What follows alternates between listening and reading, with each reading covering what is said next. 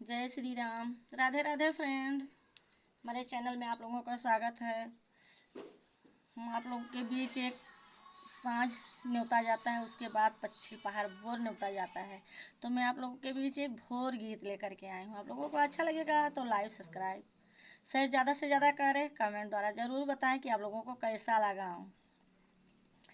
छोटी मोटी सी तारे अंगना बाहर लीली पेली धारा मी दुआर धरी मी दुअरियर सीताली पहु न पावे घोड़वा चढ़ाला भगवान। छोटी मोटी सी तारे अंगना बाहर लीली पेली धारा में दुआर धर्मी दुअरियर सीताली पहु न पावे घोड़वा चढ़ाला भगवान।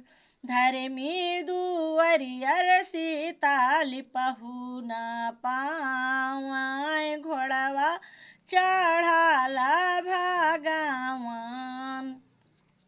किलिया बौसी तारे खाटा खटोलन रे किलिया बौला हरा पाटोर किलिया बौसी तारे अवधासी नोर वारे जन्मा जना माया ही बात किलिया बौसी तारे अवधासी नोरवा जन्मा जाना माया ही बात।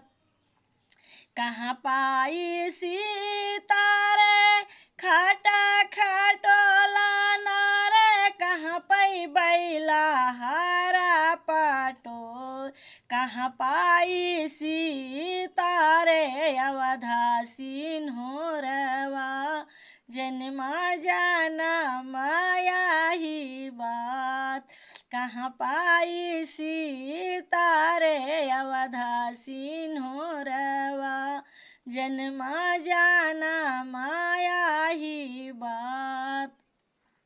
दर्जी घारा मिली है रामा खाटा दर्जी घारा मिली है रे बढ़ई घारा मिली है रे खाटा खटोलन रे दर्जी घारा लहारा पाटोर कुनेर घारा मिली है रामा अवधासी नोरवा जन्मा जाना माया ही बात।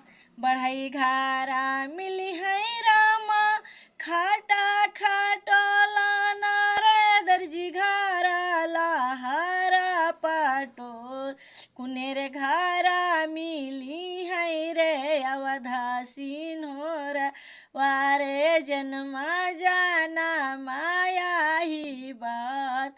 कुनेर घारा मिली है रामा अवधासी नोर वारे जन्म जाना माया ही बात। टूटी जई है रामा रे खाटा खाटो लाना रे फटी जई है लहारा पाटोर रही जई है रामा रे अवधासी नोर नारे जन्म जाना माया ही बात। रही जई है रामा रे अवधासी नोरवा जन्म जाना माया ही बात। छोटी मोटी सी तारे अंगना बाहर लीली पाली धार मी दुआर धरी मी दुअरिया सीताली पहु न पावे घोड़वा चढ़ाला भगवान। धरी मी दुअरिया सीताली पहु न पावे घोड़वा चढ़ाला भगवान। राधे राधे फ्रेंड। हमारा गीत कैसा लगा आप लोगों को। जैसा हो तैसा आप लोग कमेंट बॉक्स द्वारा ज़रूर बताएं।